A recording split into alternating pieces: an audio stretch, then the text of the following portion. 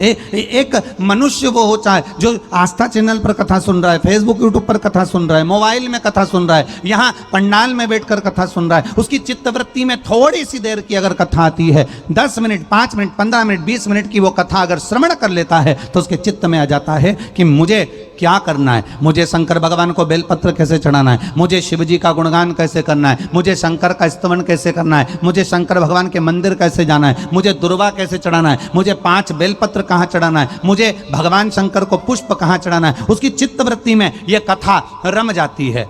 आज से आप सबसे पूछना चाहूंगा, जितने लोग आस्था चैनल पर कथा सुन रहे हैं और जितने लोग फेसबुक पर कथा सुन रहे हैं, यूट्यूब पर सुन रहे हैं, चाहे इस पंडाल में बैठकर कथा सुन रहे हो, आप सबसे पूछना चाहूंगा, जब आप शिव महापुराण की कथा टीवी पर नहीं सुनते थे, उससे पहले मंदिर जाते थे तो केवल जल चढ़ाकर आ जाते थे। बोलो सही है कि गलत है?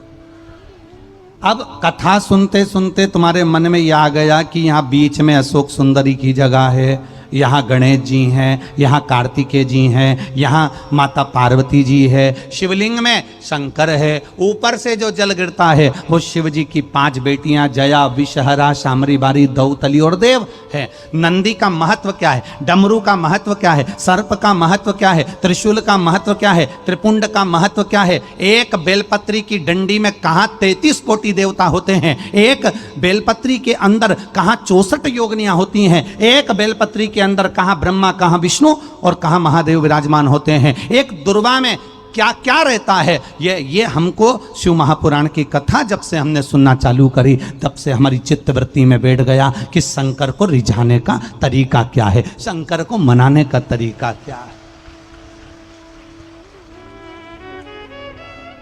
एक नई नवेली बहू ससुराल आई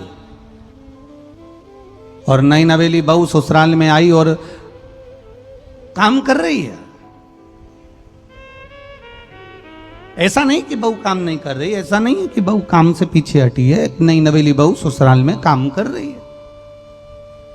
अब नई नवेली बहू ससुराल में काम कर रही है, दिन भर काम करती है, खूब मेहनत करती है, उसके बाद भी उसकी प्रशंसा नहीं हुई।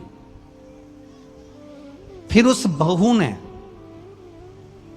एक बार सास के लिए चाय बनाई और सास के लिए रोज चाय बनाती थी, पर आज जो चाय बनाई उसमें अदरक डाली, इलायची डाली, सास को दी।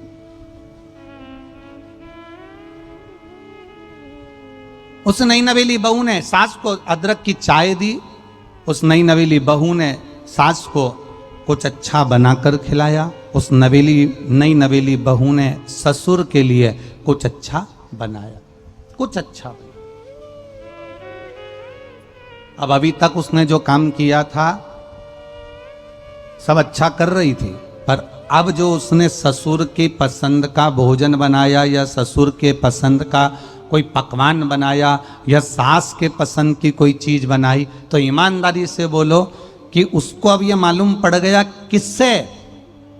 ननंद ने बता दिया, हमारे पापा को ये अच्छा लगता है, हमारी मम्मी को ये अच्छा लगता है, हमारे मम्मी को अच्छा लगता है कि तुम सिर पे पल्लू रखो, हमारी मम्मी को अच्छा लगता है कि आप अदरक की चाय बनाओ, हमारे पिताजी को अच्छा लगता है कि आप रोटी बनाओ तो उसमें मीठी रोटी बनाओ। ये अब उसको बहू को मालूम पड़ गया कि ससुर को क्या प्रिय है, अब बहू को मालूम पड़ गया कि सास को क्या प्रिय है। उसी तरह आप भी नई नवेली बहू की तरह थे, शंकर जी की आराधना करते थे, सोमवार को मंदिर जाते थे, शिवरात्रि करते थे, सावन के महीने में जाते थे, शंकर जी के मंदिर में पूजन करते थे, पर नई नवेली बहू जैसे थे। अब आपको मालूम पड़ गया, किसी ननंद ने तुमको बता दिया और किसी गुरु ने तुमको बता दिया कि शंकर जी की आराधना कैसे करेंगे तो शंकर जी प्रसन्न हो जाएंगे। हम सास को कैसे प्रसन्न करें, हम ससुर को कैसे प्रसन्न करें, हम उनके लिए क्या कर दें कि हमारे सास ससुर प्रसन्न हो जाएं। उसी तरह हम महादेव को कैसे जल चढ़ा दें कि मेरा देव घर वाला प्रसन्न हो जाए, आनंद में हो जाए। वो हमको सीख मिल गई,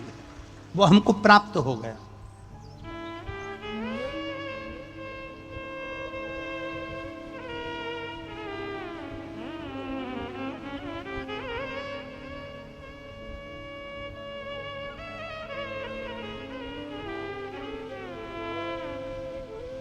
अब हमारे भीतर ये भाव जागृत हो गया कि हमें शिव को कैसे रिझाना। अब हमारे भीतर ये भाव जागृत हो गया कि हम शंकर जी को किस तरह से रिझा सकते हैं।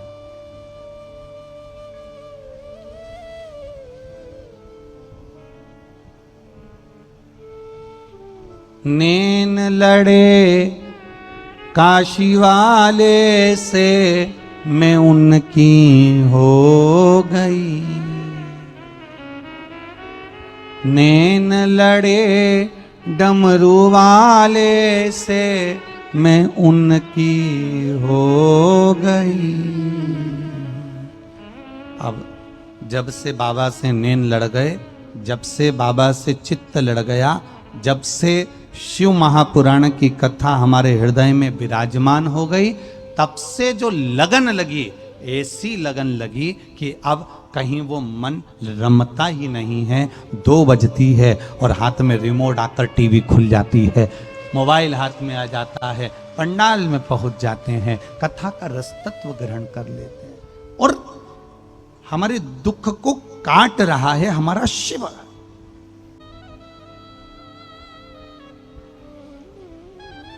आप इतने सारे कथा सुनने आए हो, लाखों की संख्या में आए हो, पंडाल भरे हुए हैं, डूम भरे हुए हैं, बाहर आप लोग बैठे हो, पेड़ के नीचे बैठे हो, जहां जगह मिल रही है वहां जा जाकर आप लोग बैठे हुए हो, छाता लगाकर, चादर लगाकर, जहां जैसे आप बैठे हो। मेरा आप सबसे निवेदन है, हम आपको दिख रहे हैं ना दिख रहे हैं, आप हमको दिख रहे हो ना दिख रहे हो, उससे मतलब मत रखना। मतलब ये रखना कि मैं शिव महापुराण की कथा में आई हूं, मतलब मैं मेरे बाबा को अपने दिल की बात कहने को आई हूं और मेरा बाबा मेरी झोली भरेगा, ये आस लेकर आई। खाली ना जाता कोई दर से तुम्हारे,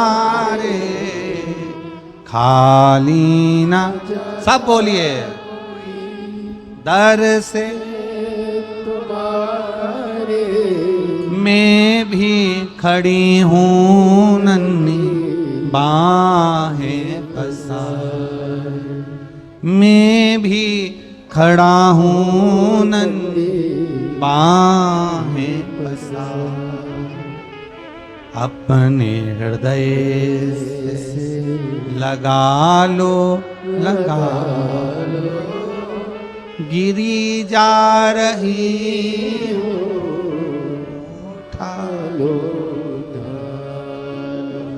भोले अपने दर से अब तो न टालो, गिरा जा रहा हूँ, उठा लो, उठा। कई लोग कहते हैं गुरुजी आप ये पंक्ति बार बार क्यों बोलते हो? हम कहते हैं इस पंक्ति में आपका विश्वास, इस पंक्ति में एक प्रार्थना जो आप बाबा से करते हो, खाली ना जाता दर से मैं भी खड़ी हूँ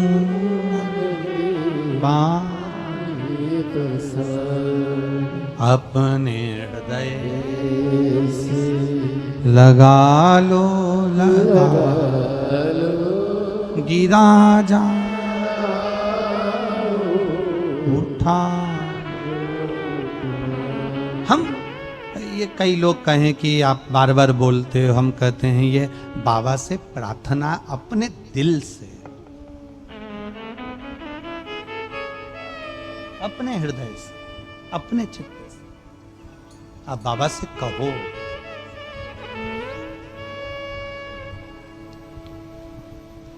किससे कहना जाओगे भाई? ब्रह्मा जी ब्रह्मलोक में रहते हैं, भगवान विष्णु वैकुंठ लोक में रहते हैं, इंद्र लोक में रहते हैं, देवता देवलोक में रहते हैं। आप में से कोई ऐसा है जो अपने मन की बात कहने के लिए ब्रह्मा जी के पास जाएगा? बोलो जम के। ब्रह्मलोक कोई जाएगा कहने के लिए? तुम्हें दुख आएगा तो। देवलोक कोई जाएगा कहने के लिए जब तकलीफ आएगी तो? पितृलोक कोई जाएगा अपने पितरों को कहने के लिए हमारे को ये तकलीफ है।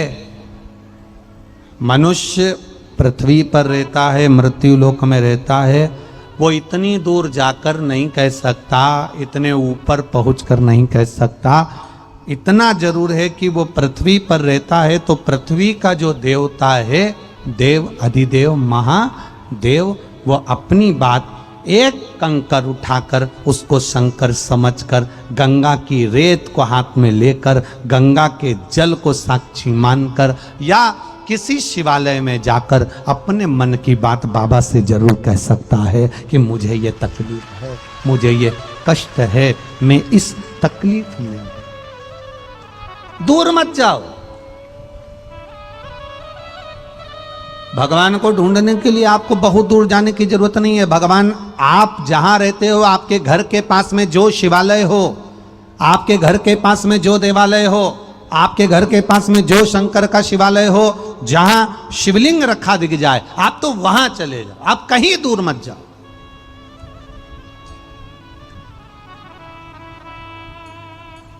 हम क्यों दूर जाएं? हमारे पास, हमारे घर के पास शिवालय है।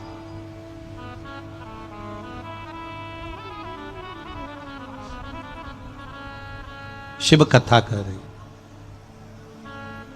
दिल से रिझाओगे तो वो मिलेगा जरूर। दिल से रिझाओ।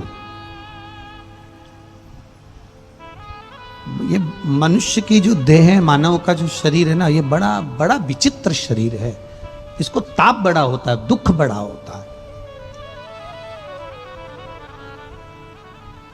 आप अगर छोटी छोटी बातों को दुख में डूबे रहोगे तो डिप्रेशन में पहुंच जाओगे और टेंशन में पहुंच जाओगे।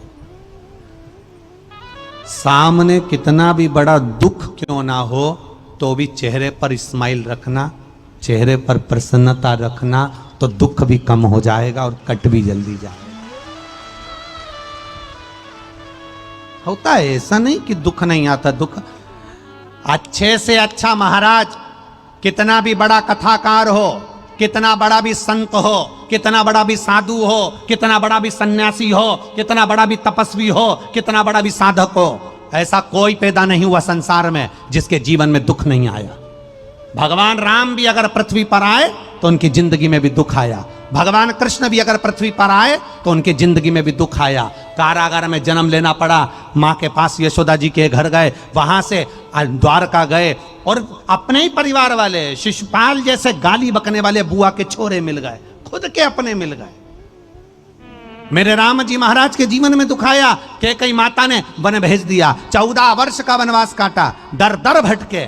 संसार में अगर जन्म लिया है, कोई संत साधु सन्यासी तपस्वी साधक उपासक, कोई कथाकार, कोई वक्ता, कोई महाराज तुमसे कह दे कि तुम्हारी जिंदगी में दुख नहीं आने दूंगा, तो हमको भी एक बार मिला देना। जिंदगी में दुख जरूर आएगा, पर उस दुख को कोई काट नहीं सकता। उस दुख को केवल मेरा काल अधिपति महाकाल काट सकता है, फिर कोई नहीं काटे। कोई तुमसे कि हमारे पास में आओ, हम तुम्हारे हाथ में ऐसी बेल बांध देंगे तुम्हारा दुख कट जाएगा, हम तुम्हें ऐसी भभूति दे देंगे तुम्हारा दुख कट जाएगा, हम तुम्हें यह बता देंगे इससे दुख कट जाएगा। ना ना ना ना, दुख एक ही जगह कट सकता है, तेरे मंदिर में आना मेरा काम है और मेरी बिगड़ी बनाना तेरा काम है। उसके दरवाजे जाते रहो, उसकी चौखट पर जाते रहो, उसके द्वार जाते रहो, उसको एक लोटा जल चढ़ाते रहो। अपने घर का एक लोटा जल जब हम महादेव को लेकर जाते हैं, हमारे रसोई घर में हम छोटा सा रसोई घर है, छोटा सा मटका है, छोटी सी टंकी है, थोड़ा सा पानी है। घर में रोज प्रतिदिन कितना क्लेश होता है, हमारे घर में कितनी बीमारियां हैं, हमारे घर में कितना दुख है, हमारे घर में कितनी तकलीफ है, ये पूरे घर के लोगों को मालूम है। और दूसरा, हमारे घर में जो पानी भरने का मटका होता है, हमारे घर में जो पानी की टंकी होती है, हमारे घर में जो जल रखा जाता है, उस परिंदे को, उस मटके को, उस हंडे को मालूम है कि तुम्हारे घर में कितना तकलीफ, कितना कष्ट, कितना क्लेश, कितना दुख है। इसलिए मंदिर का जल उठाकर मंदिर के जल को शंकर पर मत चढ़ाओ, अपने घर से लोटा भर के जल लेकर जाओ, क्योंकि हमारे घर के जल को ये मालूम है कि इस परिवार को कितना दुख है। जब ये जल हमारे घर का शंकर जी को चढ़ेगा तो शंकर जी को मालूम पड़ेगा। वो जल भी शिव से कहेगा कि इसकी यहाँ ये तकलीफ है, ये जल भी शंकर से कहेगा कि इसको इतना कष्ट है। वो जल हमारी बात महादेव तक कह पहुंचा सकता है, वो जल हमारी बात महादेव से कह सकता है। आप अपने दिल की बात जल के माध्यम से ही तो शिव से कह रहे हो। सारी समस्या का हल एक लोटा। आप अपने देवाधिदेव महादेव से अपने मन की एक पत्र आया देख,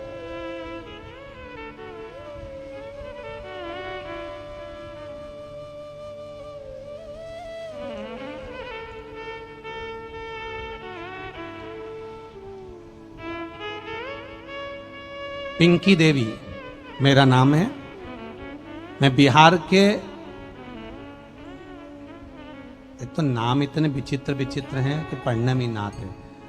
बिहार के जमुई, ठीक है, हाँ बस ठीक, तुम समझ जाना, हो गलती हो तो तुम देख लेना।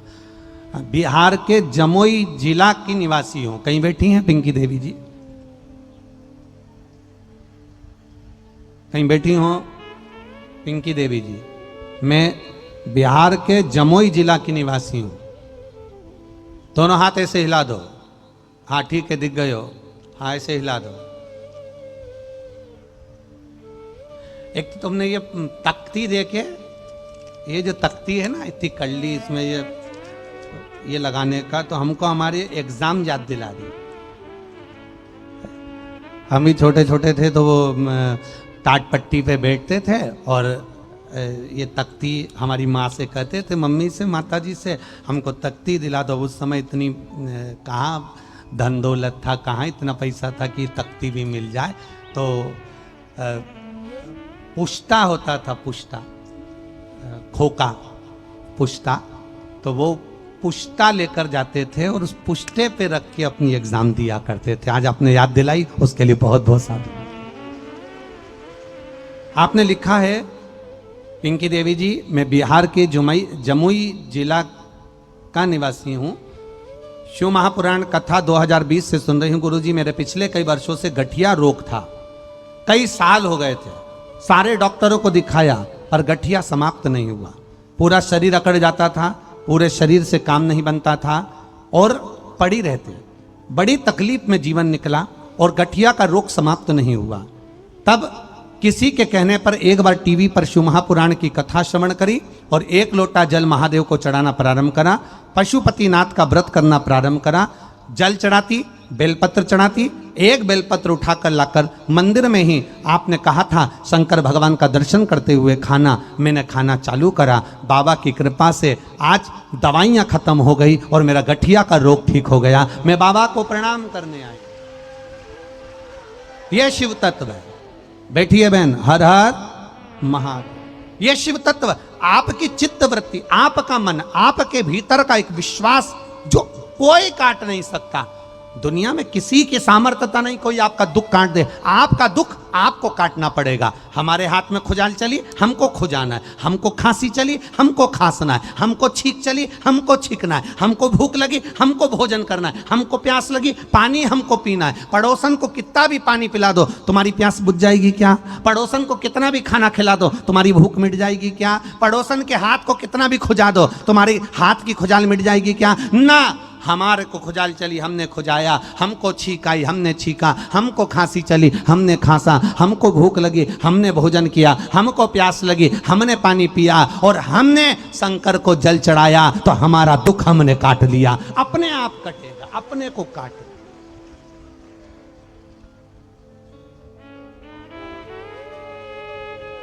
अपने दुख को अपने आप काटे। सियोर वाला महाराज आकर तुम्हारे घर में नहीं बैठेगा और ना सियोर वाला महाराज तुम्हारे दुख को काटेगा।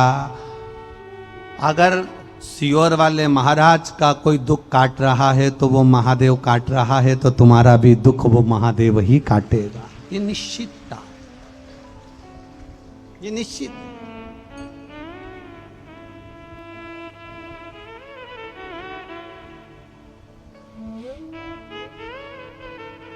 तुम्हारे दुख को तुम्हें खुद को काटना, तुम्हारे दुख को तुम्हें स्वयं काटना।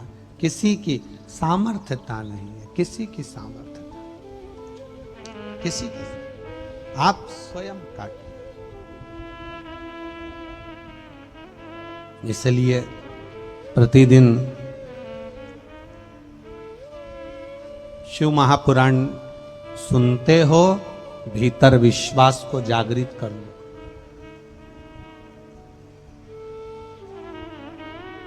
ब्रह्मलोक जाकर कोई ब्रह्मा जी से नहीं कहेगा कि मेरा दुख काट दो, देवलोक जाकर कोई देवताओं से नहीं कहेंगे कि मेरा दुख काट दो। शिव के शिवालय तक जाओगे और उससे कहोगे, भोला सब दुख ओ सब दुख काटो, शिव शंकर जपूं तेरी माला, भोले बाबा जपूं तेरी माला, भोला सब दुख काटो ओ भोला सब दुख काटो। चेहरे पर प्रसन्नता रखो। आप में इतने लोग बैठे हैं और इतने लोग आस्था चैनल पर कथा सुन रहे हैं, उतने लोग फेसबुक यूट्यूब पर कथा सुन रहे हैं, इतने लोग आस्था चैनल पर फेसबुक यूट्यूब पर और पंडाल में बैठकर कथा सुन रहे हो। ईमानदारी से बोलना, जब दुख आता है ना, लोग सब कुछ करके देखते हैं। आप में से कई लोग ऐसे बैठे भी होंगे, दुख आया ना तो आप लोगों ने सब कुछ करके देखा। कमरे का फर्नीचर बदल कर देख लिया, कमरे में कांच लगा था, दर्पण, किसी ने कह दिया ये कांच से ही तुमको तकलीफ आ रही है, कांच पे अखबार लपेट दिया। दुख समाप्त हुआ क्या? दुखी हुए, परेशान हुए, सब दूर गए। ऐसा कोई दरवाजा नहीं था जहां तुम नहीं गए होगे, हर जगह गए, प्रत्येक जगह। सब दूर फिरने के बाद में फिर किसी ने कहा कि तुम वहां चले जाओ और वहां जाकर अपनी जो है कुछ भाव से व्यक्त करो। तो तुमने नग भी बदले, अंगूठियां भी बदली, सब अपनी पोथी पाने भी खोले गए, और बचा कुचा था तो अपने घर का बाथरूम बदल दिया, किचन बदल दिया, रसोई घर बदल दिया। बचा कुचा था, किसी ने कहा कि तुम्हारी गाड़ी जब से ली है तब से तुम तकलीफ में हो, तो उन्होंने गाड़ी भी बेच दी। किसी ने कहा इस मकान में रह रहे हो तब से तकलीफ में हो, इसलिए कोई ने आपका मकान तक बदलवा दिया, मकान तक बदल दिया।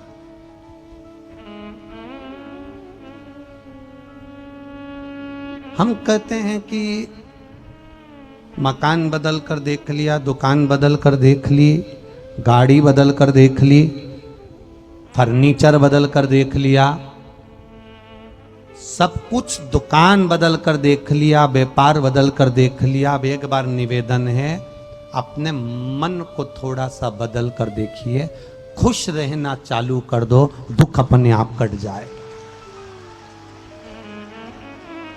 आप थोड़ा खुश रहना चालू करो, आप थोड़ा प्रसन्न रहना चालू करो, और आप जितना प्रसन्न रहना चालू करोगे, जितना खुश रहना चालू करोगे, जितनी प्रसन्नता, जितना आनंदता आपके भीतर आती चली जाएगी। आप थोड़ा सा भी काम करोगे तो उसमें आपको प्रसन्नता आएगी। आप 2 रोटी भी खाओगे तो वो आपके शरीर को लगेगा प्रसन्नता में। कितने भी बूढ़े हो जाओ, 13 साल से लेकर 19 वर्ष के बीच का जो समय है, कौन सा समय? जम के बोलो जरा। 13 से 19, साल के बीच का जो समय होता है, कितने भी बूढ़े हो जाओ, पर 13 साल से 19 साल के जो बीच का समय होता है, उस समय को जिंदगी भर याद रखो।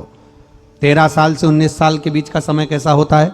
मां अपने बच्चों से बार बार कहती है, क्या दिन भर खी खी खी खी करते रहते हो? बोलो सही है कि गलत है? क्या दिन भर हंसता रहता है? अकल नहीं है तुम्हें? 24 घंटा हंसते रहोगे? 4 लोग आए, कम से कम शांति से तो बैठ जाओ। घर में पूरा बखाड़ा करके रखा है, ना जाने कौन सी नोटंकी, कौन सी नाटक करते रहते हैं, पूरा घर का सत्यानाश मिला के रखा है। जब देखो जब खी खी खी खी हंसते रहोगे, हंसते रहोगे, हंसते रहोगे। 13 से 19 साल की जो उम्र होती है, इसमें कोई बात नहीं होती। बैठे हैं बच्चे तो भी आपस में, तो भी मुस्कुरा रहे, तो भी हंस रहा है, और कुछ भी हो रहा, कोई रो भी रहा तो ये 13 से 19 साल।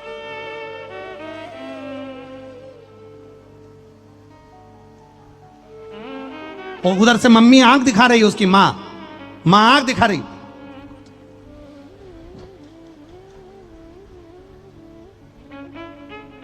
बस 1 मिनट अगर मां की आंख देखकर चुप हो गया ना, दूसरी बार में तुम्हां से खसक जाएगा, और फिर छोटे भाई के पास जाके बैठ के फिर चालू। फिर मां ने कहा, क्या है ये बदतमीजपना? क्या है? निवेदन है, 13 से 19 वर्ष की जो आयु होती है, इस आयु में कितना भी गम सामने आ जाए, कितनी भी तकलीफें सामने आ जाए, बच्चे के चेहरे की हंसी समाप्त नहीं होती। उस 13 से 19 साल के बच्चे की हंसी बुढ़ापे तक रहना चाहिए। हमको ज्यादा बड़ा नहीं बनना है। आप जितने ज्यादा बड़े बनते चले जाओगे,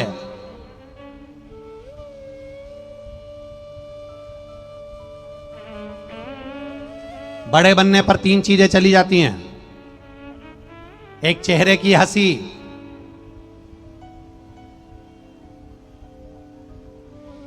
एक भोजन, और तीसरी हाथ की ताली। ये जितने बड़े बनते चले जाओगे, 3 चीजें चली जाएगी। आप ज्यादा वीआईपी बन गए तो हंस नहीं पाओगे, क्योंकि हंसोगे भी तो बड़े, क्योंकि ज्यादा तेज हंस गए तो लोग फोटो खींच लेंगे, वायरल कर देंगे। तो आपको हंसना भी उतना ही है। अब हंसी तो आ रही पर हंस नहीं पा रहे। ज्यादा वीआईपी बन जाओगे तो खा नहीं पाओगे। मन कर रहा है ठेले पर पानी पूरी खा जाऊं, पर वीआईपी, पानी पूरी खाने भी गए तो प्लेट हाथ में लेकर, अब वीआईपी कैसे प्लेट हाथ में ले? तो बेचारा पति प्लेट पकड़ा है और मैडम इधर से उधर घूम के देखा, कोई देख तो नहीं रहा, पानी पूरी को।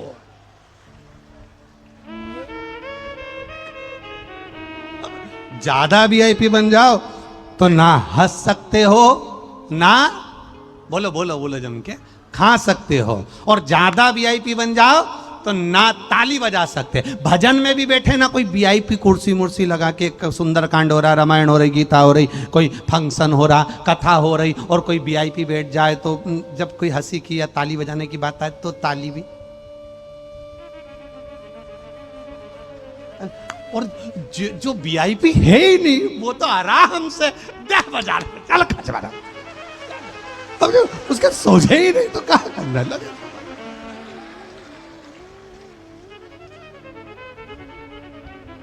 भजन में चित्त लगे। भगवान भोलेनाथ जी से कहना, हमको वीआईपी मत बनाना। हमको अगर बनाना, हे देवघर वाले, ए देवघर वाले, ओ देवघर वाले, अगर हमें बनाना तो तेरे चरणों का दास बना लेना, बस और कुछ नहीं चाहिए। और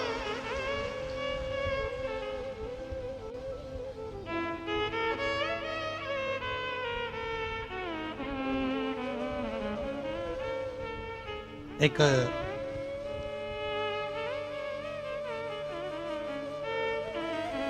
यहाँ गोस्वामी परिवार के साथ में एक संस्था लगी हुई है, शिव सेवा समिति। वो शिव सेवा समिति का काम एक ही है, देवघर जितने भी लोग कावड़ लेकर जाते हैं या कावड़ भरने जाते हैं उनकी व्यवस्था करना, भोजन कराना, सेवा करना। आज हमें बता रहे थे कि वो शिव सेवा समिति गुरुजी पूरे पंडाल की सेवा में, भोजन सेवा में गोस्वामी जी के साथ में कदम से कदम मिलाकर ये शिव सेवा समिति कदम से कदम मिलाकर जन सेवा के कार्य में लगी हुई है। एक बार जोरदार ताली बजाएं शिव सेवा समिति। बहुत बहुत सारा कदम से कदम मिला और मिले शरीर। बाबा से बस इतना निवेदन, मिले शरीर तो इस शरीर से कोई अच्छा कार्य हो जाए, इस शरीर से कोई भगवत भजन हो जाए, इस शरीर से कोई अच्छा कार्य हो जाए। बहुत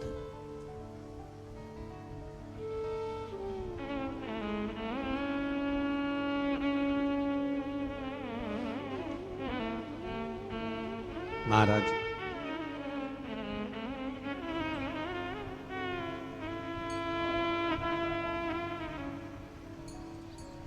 अरे दया की न होती जो आदत तुम्हारी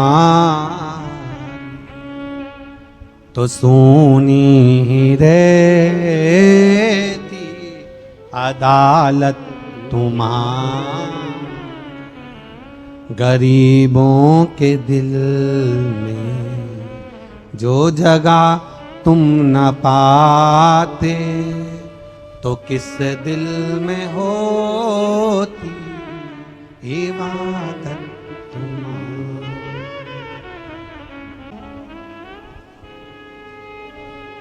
कोई आए ना आए, कोई कहे ना कहे, शिव जो करता है वो साधारण नहीं करता। नंदीश्वर शिव महापुराण की कथा कहती है सबसे पहली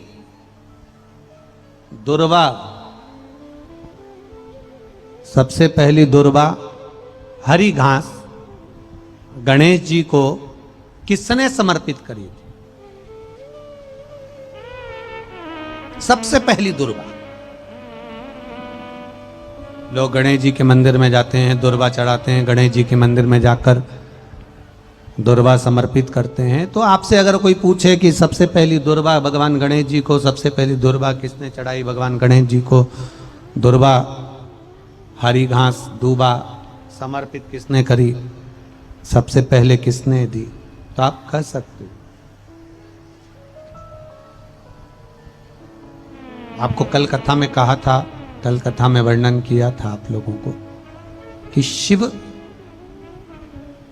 नंदी को अपना गुरु भी माने हैं, नंदी को अपना मित्र भी माने हैं, नंदी को अपना पुत्र भी माने हैं, नंदी को अपना सखा भी माने हैं, नंदी को अपना गण भी माने हैं।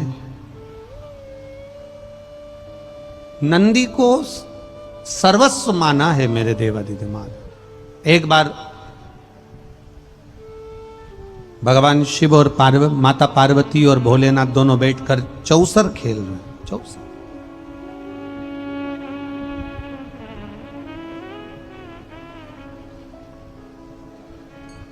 और उस चौसर में बाबा देवाधिदेव महादेव हार रहे हैं। मेरे ओघड़दानी हार रहे हैं। जब मेरे बाबा देवाधिदेव महादेव चौसर में हारने लगे, चौसर खेलते खेलते चौसर में जब मेरे महादेव हारने लगे, तब उनका पक्ष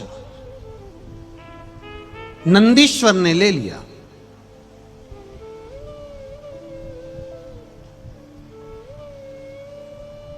और नंदीश्वर ने जब पक्ष लिया, भगवान देवाधिदेव महादेव का पक्ष जब नंदीश्वर लिए और पार्वती जी मैया उस चौसर में जीत गई, और नंदीश्वर उस चौसर में जो भगवान देवाधिदेव महादेव का पक्ष ले रहे थे, नंदीश्वर उस चौसर में देवाधिदेव महादेव हार जाते हैं और पार्वती मैया जीत जाती है। तब पार्वती मैया को थोड़ा क्रोध आ गया और पार्वती जी को गुस्सा आया और क्रोध आया और पार्वती जी ने कहा कि नंदीश्वर, तुमने तो कहा था कि देवादिदेव महादेव जीतेंगे, तुमने तो कहा था कि शंकर भगवान जीतेंगे, और यहां शिव जी तो जीते नहीं, मैं जीत गई हूं यहां पर।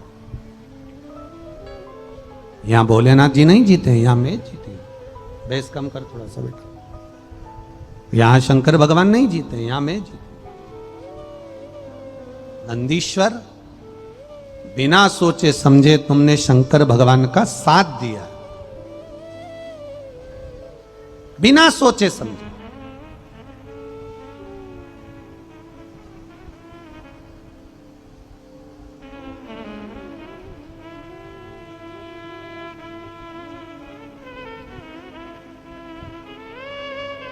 पार्वती जी ने नंदी को श्राप दे दिया।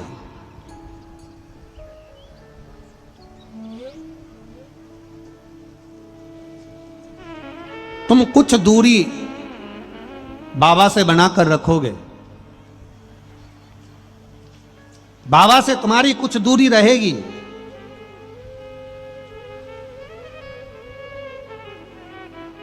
कभी शंकर भगवान के मंदिर में जाकर दर्शन करिएगा, कभी शिवलिंग का दर्शन करिएगा।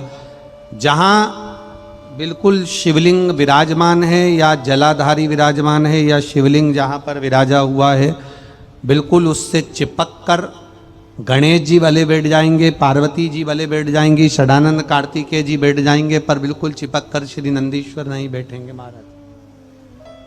चिपक कर बिल्कुल नंदीश्वर नहीं बैठेंगे। थोड़ी सी दूरी नंदीश्वर में होगी, थोड़ी सी दूरी।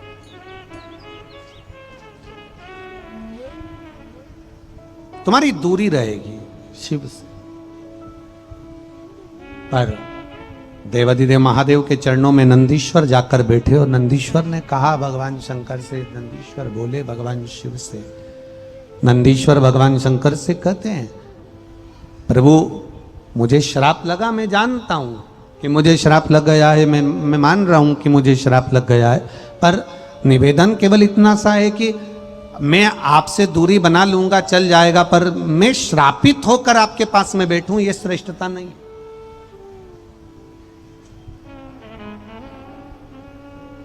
खूब कमाओ, तुम्हारी मर्जी पड़े उतना कमाओ, तुम्हारी मर्जी पड़े उतना धन जोड़ो, तुम्हारी मर्जी पड़े उतनी संपदा जोड़ो, तुम्हारी मर्जी पड़े उतनी मेहनत कर कर तुम्हारी संपदा जोड़ो। खूब कमाओ, दिल से कमाओ, तुम्हारी जितनी सामर्थ्यता है उससे 4 गुना कमाओ। खूब दुकान चलाओ, खूब कमाओ, खूब अच्छी सर्विस करो, खूब अच्छी नौकरी करो, खूब पैसा कमाओ, मना नहीं। शिव महापुराण की कथा करो, भगवान शंकर का संवाद करो, शिव कथा कर रही है, शंकर भगवान की कथा कर रही है। खूब कमाओ, पर शिव पुराण कहती है किसी दूसरे का दिल दुखाकर, किसी के धन को चुराकर, किसी की संपदा लाकर आप अपना घर भरो, इसमें भगवान शंकर की कथा कहती है वो श्रेष्ठ नहीं है।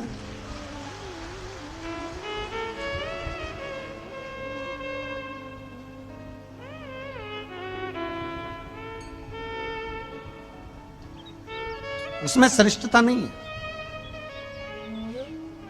आप कमाओ, मना नहीं, पर किसी का दिल दुखाकर, किसी को कष्ट देकर, किसी को परेशानी देकर, किसी को दुख देकर, किसी को परेशानी देकर, किसी को कष्ट देकर ना करो। एक लाइन आप लोग भजन की गुनगुनाते हो, भला किसी का कर ना सको तो बुरा किसी का मत करना, फूल नहीं बन सकते तो कांटे बनकर मत रहो। आप अच्छा कर सकते हो या आपके ऊपर है, अच्छा नहीं कर सकते तो शांति बनाकर रखो। गोस्वामी परिवार ये कथा करवा रहा है, शिव सेवा समिति इसमें सहयोग कर रही है, और भी लोग इसमें सहयोग कर रहे हैं। बन सके अपने नगर में, अपने गांव में, अपने क्षेत्र में, अपने खेड़े में, अपने खेड़े में, अपने गांव में, अपने क्षेत्र में अगर कथा हो रही है, बन सके, जितना बन सके उतनी सेवा करो। सेवा करोगे उसका फल मिलेगा जरूर, क्योंकि अपने क्षेत्र की कथा। जितना बन सके उतना, जितना बन सके उतनी सेवा प्रदान करिए, जितना बन सकता।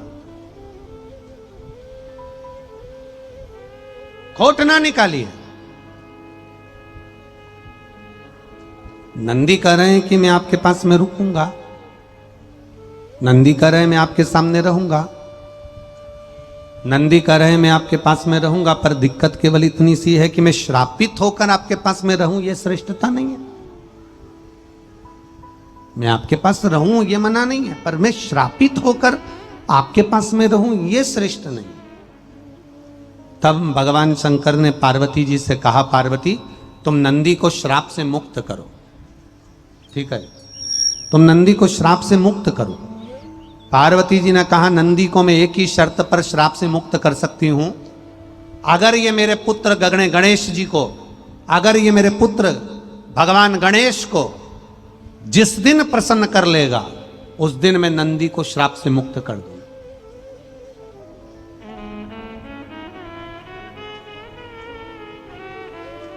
अगर ये नंदी मेरे पुत्र गणेश जी को प्रसन्न कर लेगा तो मैं इसको श्राप से मुक्त कर दूंगी। ये माता पार्वती जी कह रही हैं। भगवान शंकर ने नंदी को बुलाकर कहा कि जो गणेश जी को प्रिय है तुम उस सेवा में लग जाओ। अब नंदीश्वर गणेश जी के लिए मोदक बनवाएं, लड्डू बनवाएं, पेड़ा बनवाएं, खूब खिलाएं, खूब खिलाएं, खूब खिलाएं। अब गणेश जी भी खाए खाए अच्छे जोरदार हो गए, पर प्रसन्न नहीं हुए, उनसे प्रसन्नता नहीं है। अब हो जाता है प्रसन्नता। दो मित्र थे, एक का नाम था रामू, दूसरे का नाम था श्यामू। क्या नाम था?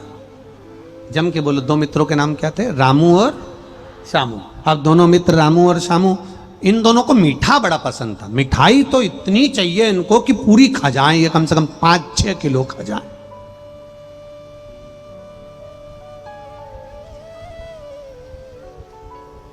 अब ये रामू श्यामू दोनों एक दिन घर से बाहर निकले और दोनों ने आपस में बात करी, अरे यार बहुत दिन हो गए मीठा खाने को नहीं मिला।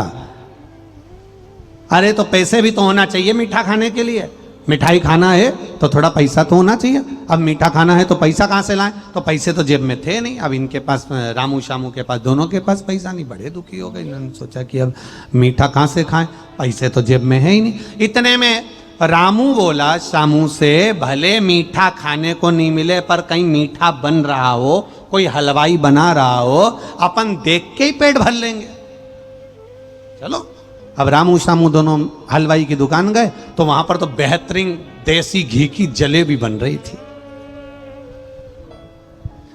अब दोनों रामू और श्यामू वहां खड़े हो गए और जलेबी बनकर चाशनी में जाए और झारा चाशनी में ऐसे ऐसे मारे, रामू श्यामू के मुंह में पानी आए, राल टपके।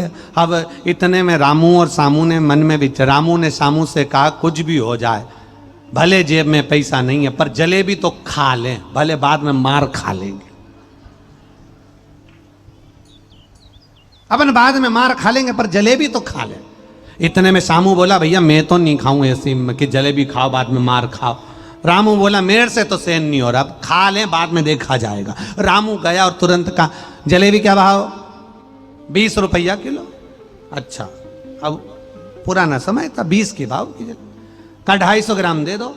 अब 250 ग्राम जलेबी लेकर रामू जोरदार मजा ले लेकर खाने लगा। खूब आराम आराम से खाए, जलेबी को फूंक मारे, खाए जलेबी के अंदर की चाशनी को। तुम सबके मुंह में पानी आ रहा है। और जलेबी के अंदर की चाशनी को खींचे, खूब प्रेम से बैठ गया खाता जा। श्यामू ने मन में सोचा, बताओ रामू भी तो खा रहा है, अब बाद में जो होगा देखा जाएगा, अपन भी ले लो। इसने कहा क्या भाव? 20 रुपया किलो, 250 ग्राम। श्यामू ने भी ले लिया, वो भी खा। वो उधर कोने में, रामू इधर कोने। अब रामू ने जलेबी खा ली और खाने के बाद रामू जाने लगा। हलवाई ने कहा, पैसे? रामू बोला, पहले दिए तो थे। क्या काका हलवाई साहब, पैसे भूल गए? मैंने तुम्हें पहले दिए थे। अब हलवाई सोचा कि डायरेक्ट आया था और कहने लगा जलेबी क्या भाव, मेरे से पूछा 250 ग्राम ली, इसने पहले तो दी नहीं। अरे तुम्हें पहले ही तो दिए हैं 250 ग्राम के पैसे, आप कह रहे हो कि पैसे दो, ये कोई बात होती है? अभी 250 ग्राम के पैसे पहले ही दिए थे, बिल्कुल पहले दिए तुमको, देखो तुम्हारे पास में होंगे। इतने में सामू बैठा था, सामू ने सोचा अपन भी ऐसी पकड़ाएंगे। इतने में सामू बोल दिया, काका जी इसके चक्कर में मैंने जो तुमको पैसे दिए थे भूल मत जाना।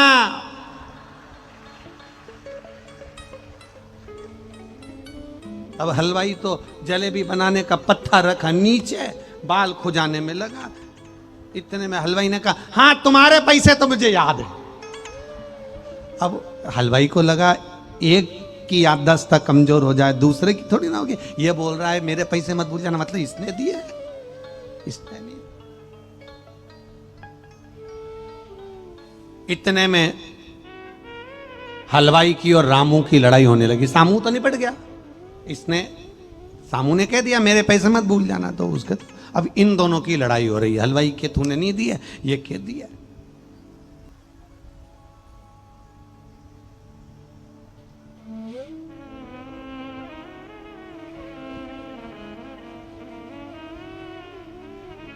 इतने में हलवाई ने रामू से कहा, कसम खाकर कह दे कि तूने पैसे दिए, कसम खा।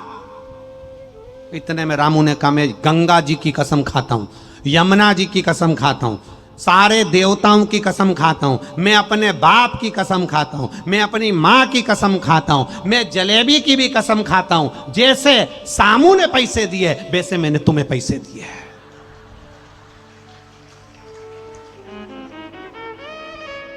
मतलब ना इसने दिए ना हमने, सामू ने जैसे दिए वैसे मैंने। अब तो हलवाई को भी लगा कि बेचारा झूठ नहीं बोल रहा। हलवाई ने कहा गलती हो गई, एक जलेबी और खाओ और अपने अपने घर को जाओ। रामू सामू कंधे पर हाथ डाल के चले। रामू ने सामू से कहा तूने मुझे बचा लिया। सामू बोला अकल तो तू नहीं दी थी, जलेबी खाओ बाद में देखा जाए। अगर विचारवाद का हो तो दुनिया में कोई काम नहीं हो सकता। दुनिया की आदत है, आम रस तैयार करा, आम का रस तैयार करा, खीर तैयार करी, घर में आइसक्रीम लाकर रखी और विचार करा बाद में खाएंगे, बाद में खाएंगे, बाद में खाएंगे। रायता बनाकर रखा, दही का रायता बनाकर रखा, बाद में खाएंगे। सब्जी बनाकर रखी, बाद में खाएंगे। बाद का जब चक्कर होता है तो आम रस भी सड़ जाता है, सब्जी भी बेकार हो जाती है, रायता खट्टा पड़ जाता है, खीर बेकार हो जाती है। इसलिए आज देखो, अभी देखो, जो मिले उसको प्रेम से पाओ और अपनी जिंदगी आनंद से जियो। आज के समय के जीवन को अब हम पहले का विचार कर रहे हैं, बाद का विचार कर रहे हैं। आएगा समय जब बाद में देख लेंगे, बाद में कर लेंगे। अपने बिहार में जब बाद में कथा होगी ना तब सुन लेंगे। अब बाद में कथा का इंतजार करते रहो। एक कंकुन ने कहा था कब मरेगी, क्या बोलते हैं, सासू और कब आएंगे आंसू। वो कब विचार करे आएंगे, होगा। काल करे सो आज करे सो पल में परलय हो जाएगा। शिव पुराण सुनेगा कब मौका। एक पत्र आया,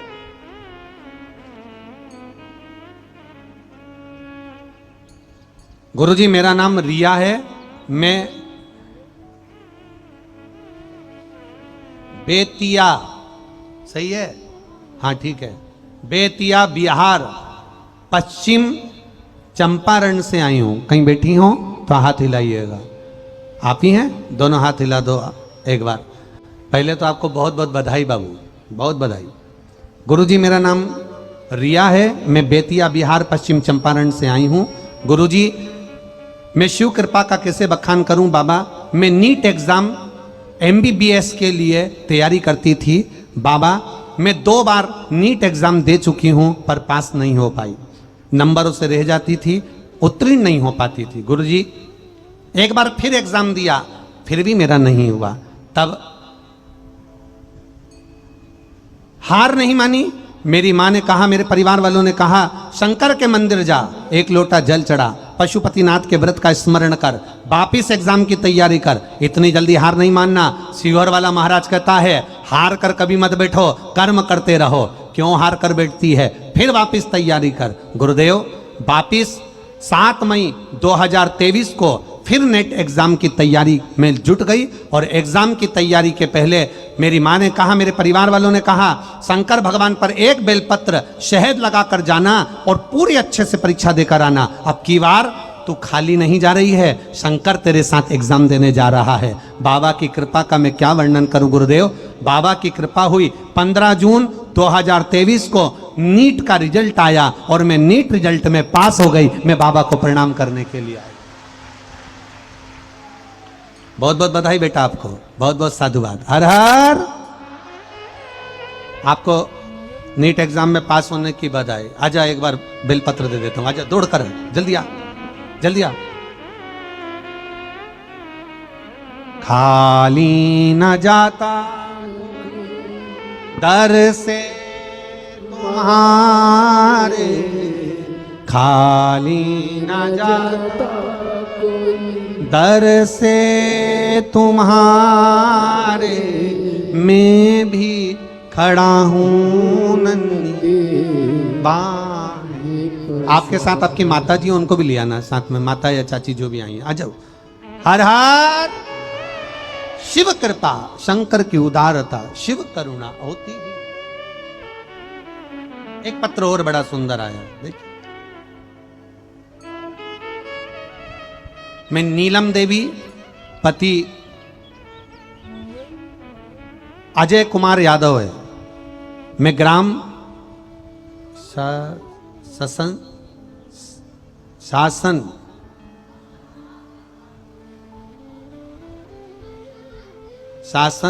कमलपुरा, जिला समस्तीपुर से आई हूं। पहले तो इस बेटी को एक बार जोरदार ताली बजाओ जो नीट एग्जाम में पास।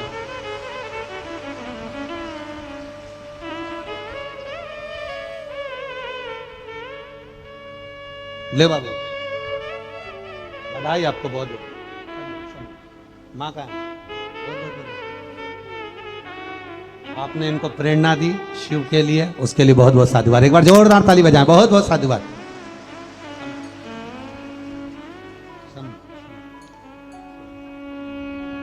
अब बाबा ने तो निकाल दिया ना, क्या अब तो शिव कृपा। मेरा नाम नीलम देवी पति अजय कुमार यादव है। मैं ग्राम शासन कमलपुरा, जिला समस्तीपुर से आई हूँ। कहीं बैठी हो तो हाथ हिला सकती हैं, दोनों हाथ इस प्रकार से हिला सकती हैं। ठीक है, दिख गए हो? दोनों हाथ हिला दो एक बार। हाँ, दिख गए, दिख गए, ठीक है। पीछे है बेटा, दोनों हाथ ऐसे हिला दो एक बार वापिस जी। गुरुदेव, मेरा बेटा भोपाल से डिग्री करने के बाद पिछले 6 वर्ष से सरकारी नौकरी के लिए ट्रायल कर रहा था, लेकिन सफलता नहीं हुई। तब मैं आपका बताया हुआ उपाय करती रही और बेटे से भी करवाती रही। 3 बार मैंने पशुपतिनाथ का व्रत किया। अंत में मेरा बेटा से मैंने एक ही निवेदन करा कि तू भोपाल तक जाता है तो सीहोर क्यों नहीं जाता, एक बार सीहोर जा। माँ कंकर की पूजन कर कर, माँ कंकर की पूजन करने के लिए सामान ले जाना पड़ेगा, तो एक काम करूंगा, कंकर को ही उठा कर ले आऊंगा। मेरा बेटा सीहोर गया, वहां से कुबेरेश्वर धाम जाकर कंकर शंकर को लेकर आ गया। कंकर शंकर को लाकर पत्थर को घर में ला लिया और उसकी पूजन में लग गया। पढ़ाई की तैयारी करी, एग्जाम की तैयारी करी, कंपटीशन एग्जाम की तैयारी करी और बाबा पे भरोसा करा। कुबेर भंडारी का मैं क्या वर्णन करूं गुरुदेव। 10 अप्रैल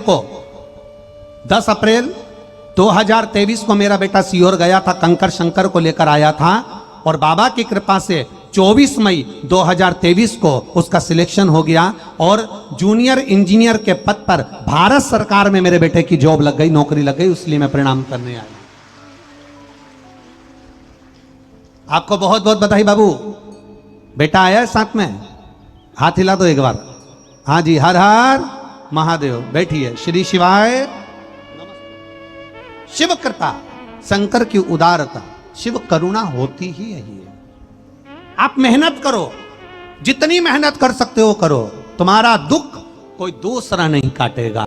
तुम्हारा दुख तुम्हारा कर्म और शंकर भगवान पर किया गया भरोसा और एक लोटा जल सारी समस्या का हल। ये हमारा दुख काट देगा, कोई दूसरा नहीं काटने वाला। कोई दूसरा आएगा जाएगा। कई लोग मिलेंगे तुम्हें संसार सागर में जो दिन भर तुमको कहते रहेंगे ऐसा करो वैसा करो, यूं करो मुंह करो, और पूरी जिंदगी तुम्हारे से केवल ये बदल दो वो बदल दो। सब बदल कर देख लो, एक बार अपना मन बदल कर देखना, अपने चित्त को शंकर के भरोसे छोड़ कर देखना, मेरे बाबा पर विश्वास कर कर देखना, वो देवघर वाले पर भरोसा कर कर देखना। हजारों लाखों भक्त प्रतिदिन शंकर के मंदिर आते हैं, शिव के धाम जाते हैं। हम कहते हैं सीहोर के कुबेरेश्वर धाम पर लोग आते हैं, जैसे ये बेटा गया माँ के कहने पर गया और कंकर शंकर लेकर आ गया। ऐसा 24 घंटे बाबा के धाम कुबेरेश्वर धाम सीहोर में लोग आते हैं। जो विश्वास लेकर गया है, जो भरोसा लेकर गया है, 3 महीने नहीं होते। इसमें लिखा इन्होंने 10 अप्रैल 2023 को सीहोर गया था और 24 मई 2023 को उसका सिलेक्शन जूनियर इंजीनियरिंग के पद भारत सरकार में हो गया। कितने महीना लगा? 1 महीना के अंदर। बाबा कुबेर भंडारी के दरवाजे पर जो जाता है, सीहोर आने वाले आते हैं, हम कहते हैं वहाँ ना तो अभी शंकर भगवान की प्राण प्रतिष्ठा हुई है, अभी सही से भोजनशाला भी नहीं बन पाई है। बन रही है, अब काम जो चल रहा है उसमें एक आधुनिक भोजनशाला का निर्माण हो रहा है, जिसमें लगभग 1 लाख व्यक्ति के लिए भोजन 1 घंटे में तैयार हो जाएगा। इसी भोजनशाला का निर्माण, धर्मशाला का निर्माण हो रहा है, काम चल रहा है। बाबा के मंदिर का निर्माण का काम चल रहा है। बड़ी एक गौशाला का निर्माण का कार्य चल रहा है। आपने जो दान दिया है वहाँ आकर जिंदगी में एक बार देखना जरूर कि तुमने जो दान दिया, तुमने जो धर्म करा, वो सही जगह लगा कि नहीं लगा। हजारों लोग भोजन प्रतिदिन कर रहे कि नहीं कर रहे। विश्वास लेकर कुबेर भंडारी के दरवाजे पर आओगे, विश्वास लेकर सीहोर के कुबेरेश्वर धाम आओगे, तो ये मेरा विश्वास कहता है कि खाली झोली नहीं, 3 महीने में वापिस भरी हुई झोली लेकर आओगे। ये निश्चितता है। आपका भरोसा दृढ़ी करिए, आपका विश्वास दृढ़ी करिए। धर्म को ढोंग और प्रपंच से दूर रखो। शंकर भगवान के पास में जाने पर आपको कोई ढोंग करने की जरूरत नहीं, दिखावा करने की जरूरत नहीं। शिव जी के मंदिर जाने पर केवल 1 लोटा जल समर्पित करिए, दिल से समर्पित करिए। आपका दुख भारी है, अपने घर का जल लेकर जाओ, क्योंकि घर के जल में तरंग होती है। आपको मालूम होगा, आप मंदिर जाते हो, बोलो बोलो जम के जाते हो। कभी राम जी के मंदिर जाना, भगवान विष्णु के मंदिर जाना, कृष्ण भगवान के मंदिर जाना। वहाँ पंडित जी एक पात्र में पंच पात्र में थोड़ा सा जल लेकर बैठते हैं, तुलसी दल का। वो जल चरणामृत आपको देते रहते हैं। देते कि नहीं देते? आप आचमन करते हो। उस जल का महत्व क्या है? आरती के बाद पंडित जी जल छींटते हैं, उस जल का महत्व क्या है? उस जल का केवल महत्व इतना सा है, मंदिर में जो जल रखा रहता है, रोज आरती होती है, रोज पूजन होती है, रोज स्तुति होती है, रोज अर्चना होती है। हमारी अर्चना, हमारी स्तुति, हमारा जय घोष, हमारा भगवान का भजन उस जल में तरंग के रूप में प्रवेश कर जाता है। और जब जल छोड़ा जाता है, छीटा जाता है, उससे हमको शांति का अनुभव होता है। पिया जाता है, उससे हृदय में आनंद का अनुभव होता है। उसी तरह हमारे घर में जो हो रहा है, हमारे घर में जो चल रहा है, आपके घर में भरे हुए जल में वो तरंग पहुंचती है। और जब हम 1 लोटा जल उसमें से भर कर ले जाते हैं, शिव जी को समर्पित करते हैं, तब शंकर भगवान हमारे घर की दशा को जानकर हमारा कल्याण कर देते हैं। इसलिए सारी समस्या का हल बोल बम का नारा है। शिव जी पर भरोसा कर कर 1 लोटा जल अपने घर से, बेटी से कहो जल चढ़ाए, बेटे से कहो जल चढ़ाए, पति से कहो जल चढ़ाए, परिवार का एक व्यक्ति जल लेकर निकले और चढ़ा कर आए। किसी की तो महादेव सुनेगा, कभी तो सुनेगा। मेहनत करो।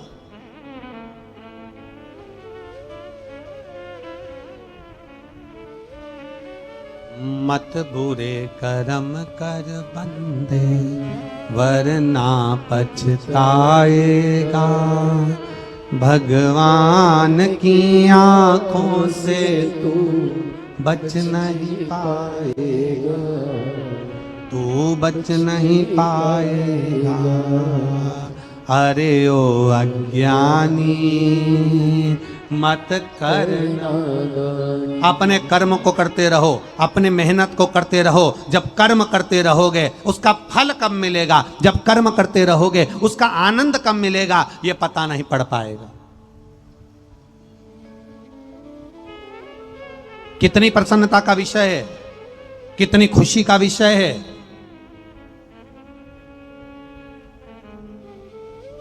गीता प्रेस गोरखपुर को गांधी शांति पुरस्कार से सम्मानित किया जा रहा है, जिस गीता प्रेस ने संपूर्ण भारत में सनातन धर्म को एकत्रित किया है। जिस गीता प्रेस की एक एक छोटी छोटी कॉपी, एक किताब इतनी बड़ी बाजार में 600 रुपए की, 500 रुपए की, 400 रुपए की मिलती है, गीता प्रेस उसको 25 रुपए में, 10 रुपए में, 15 रुपए में, 5 रुपए में, 2 रुपए में दे देता है। क्यों? क्योंकि धर्म, हमारा सनातन धर्म इस भारत की भूमि पर टिका रहे। आज वो गीता प्रेस का सम्मान नहीं, आज वो गीता प्रेस का आदर नहीं, आज वो गीता प्रेस को गांधी शांति पुरस्कार नहीं मिल रहा। समझ लेना, पूरे भारत के सनातनियों को गांधी शांति पुरस्कार मिल रहा। गौरव होना चाहिए, प्रसन्नता होना चाहिए, आपको आनंदता होना चाहिए।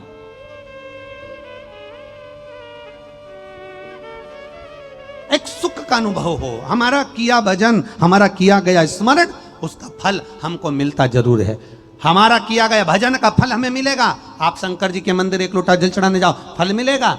नंदी से माता पार्वती जी ने कह दिया, अगर ये नंदी को श्राप मुक्त होना है तो नंदी गणेश जी को प्रसन्न कर ले। लड्डू खिलाए, मोदक खिलाया, पेड़ा खिलाया, लिट्टी चोखा खिलाया, ठेहुआ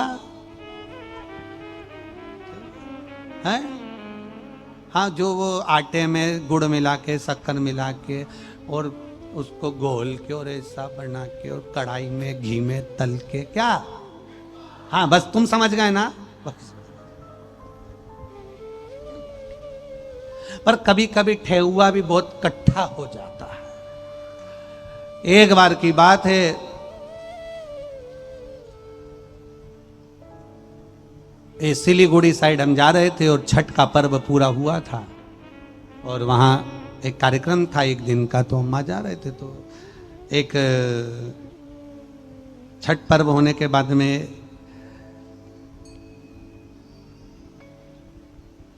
एक कोई भाई ने हमको भी वो आटा में गुड़ मिला हुआ ठेहुआ दिया।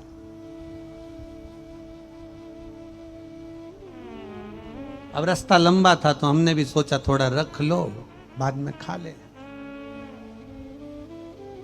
अब उन्होंने, एक और भाई बैठे थे, उन्होंने भी 2 हमको ठेहुआ दिया, तो हमने वो वाला ठेहुआ खाया तो एकदम नरम था, बस ऐसा मुंडा में डालो। अब हम तो यही सोचे कि ये जो उसने भी दिया है तो इधर साइड का पकवान है वो भी इतना ही नरम होगा। पर हम जैसे ही सिलीगुड़ी पहुंचे और हमने वो ठेहुआ मुंह में रखा, इतना लंबा ठेहुआ था, उसका 3 बार ऐसा कर, 3 बार पर टूटे। इतने में आशीष बोला, गुरुजी ये ऐसे टूटने वाला नहीं है। किसी किसी की छठ माता की पूजन माता जी जल्दी स्वीकार कर लेती है तो उसका ठेहुआ नरम हो जाता है। जिसकी छठ माता ठेहुआ पूजन स्वीकार नहीं करती, उसका ठेहुआ कड़ला हो जाता है।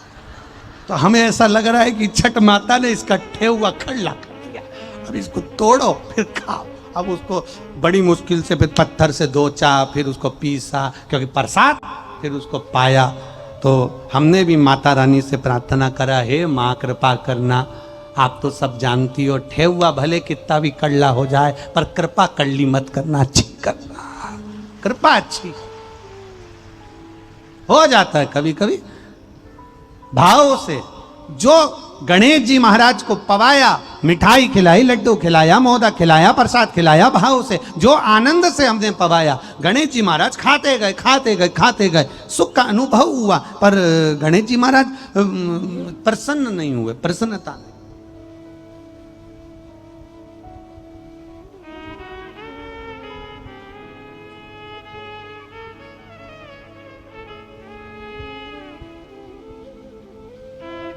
अब गणेश जी प्रसन्न नहीं हुए, बड़ी चिंता लग गई, बड़ी चिंता। कई लोगों को लगता है, अब कई लोगों के मन में भाव आता है, गुरुजी हम आए हैं कथा में, प्रसन्नता का भाव रहता है कि चलो कथा सुनेंगे, आनंदता रहेगी, प्रसन्नता का भाव रहेगा, कथा सुनने आते हैं, भाव से बैठते हैं, जगह मिलती है ना मिलती है, बैठे आनंद पाया, चल देते। वो तो देवादिदेव महादेव की बड़ी कृपा रहती है, जो 2 बजे कथा चालू होती है, 5 बजे तक चलती है, और 2 बजे से 5 बजे के बीच में मेरा भोलेनाथ तुम्हारे ऊपर बादल की छाया नहीं अपना आशीर्वाद कर देता है, तो छाया बनी रहे। आज कथा का 3रा दिन है और 3 दिन से लगातार बाबा की छाया, बोलो सही है कि गलत है, छाया बनी रहती है और वो कथा सुनाता है। ये तो कृपा है। आते हैं कई लोग कथा सुनने के लिए, कई लोग कथा में बैठते हैं, कई लोग कथा में बैठते से अपना मन लगा लेते हैं, कई लोग कथा में बैठते से अपना दिमाग लगा लेते हैं। मन लगाना और दिमाग लगाने में अंतर है। कथा में बैठो तो दिमाग लगाओ कि मन लगाओ? अरे बोलो जम के, मन लगाओ। कई लोग कथा में बैठते से दिमाग लगा लेते हैं।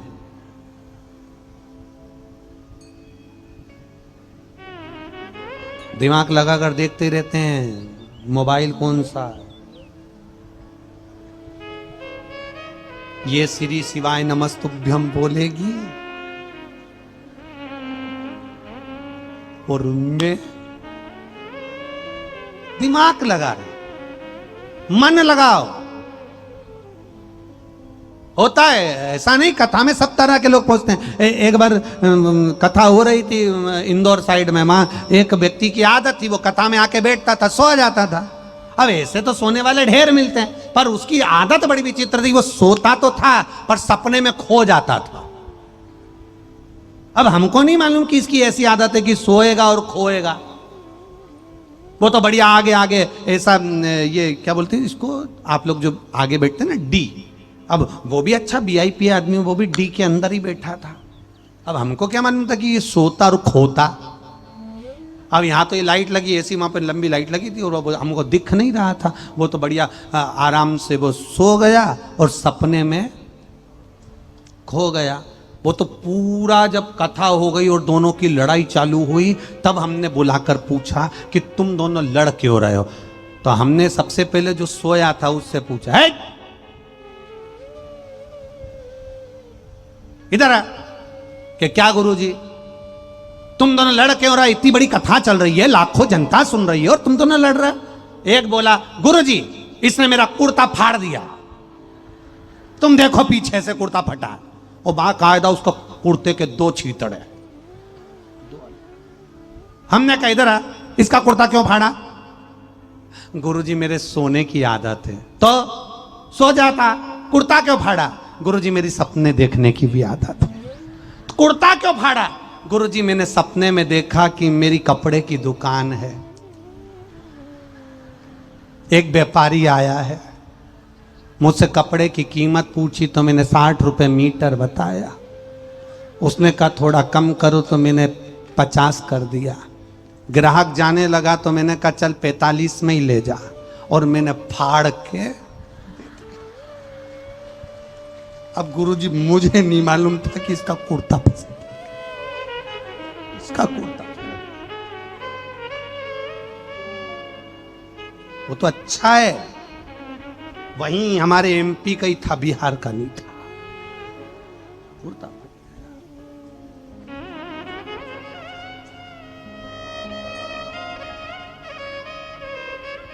आप भी जहां कथा सुनने के लिए बैठती हो, पहले आजू बाजू वाली को देख लिया करो, सो के सपने तो नहीं देख रही है। नहीं तो मालूम पड़े तुम्हारी साड़ी दो भाव, थोड़ा ध्यान रख लिया करो कि फाड़ी देने तो इसका क्या कपड़े ना दे। अब गणेश जी माने तो माने कैसे? नंदी ने सारा प्रयास करा, गणेश जी को गोदी में लेकर जाए, नंदीश्वर घुमा कर लाए, गणेश जी को घुमाए फिराए ले जाए, यहाँ वहां सब दूर दर्शन कराए, गणेश जी प्रसन्न नहीं होते। गणेश जी प्रसन्न कैसे हो, करे क्या? आज बस नंदी तो नंदी था, बेल तो बेल था, और नंदी बेल हरी हरी घास खा रहा था, हरी दुर्बा बेल खा रहा था, घास खा रहा था। इतने में गणेश जी आ गए, और गणेश जी आए और गणेश जी ने आते से ही कहा नंदी से, नंदीश्वर आज तुम मेरे खाने के लिए कुछ नहीं लाए। नंदीश्वर को आ गया गुस्सा, रोज तो इतना खबारिया, कभी लड्डू कभी मोदक कभी कुछ। नंदीश्वर ने दूबा उठाई, घास उठाई और गणेश जी को दे दी, लो ये खा लो। जैसी दुर्बा गणेश जी को दी, गणेश जी ठहाका लगाकर मुस्कुरा दिए, गणेश जी प्रसन्न हो गए, प्रसन्न।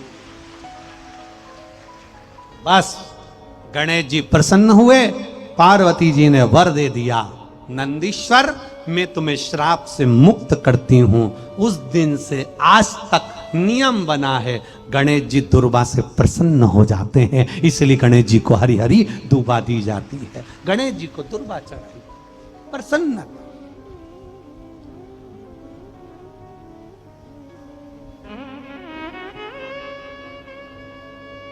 ये नंदीश्वर का प्रेम, ये नंदीश्वर की करुणा, नंदीश्वर की ये आनंदता, जो नंदीश्वर भगवान शिव को समर्पित कर रहे हैं, भगवान गणेश जी को दुर्बा समर्पित कर रहे हैं, ये उनका आनंदमय प्रेम है, ये आत्मीय प्रेम।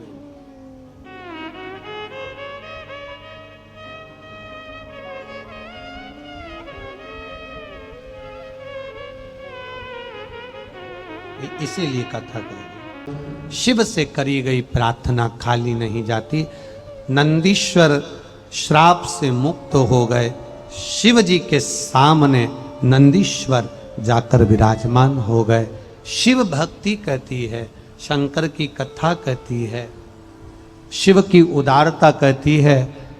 भगवान देवाधिदेव महादेव का विवाह जब माता सती के साथ हुआ था, सती मैया अपने पिता के घर में यज्ञ की अग्नि में कूदकर अपने प्राणों को त्याग देती।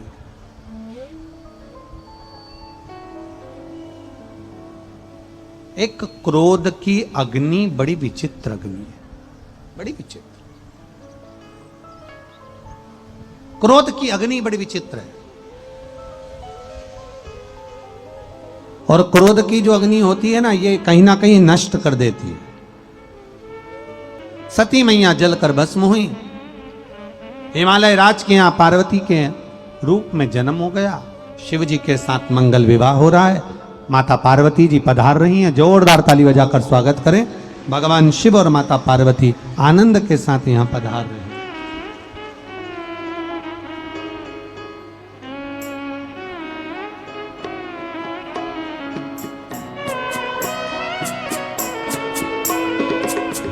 भगवान शिव और पार्वती का मंगल विवाह हो रहा है, जोरदार ताली बजाकर स्वागत करिए।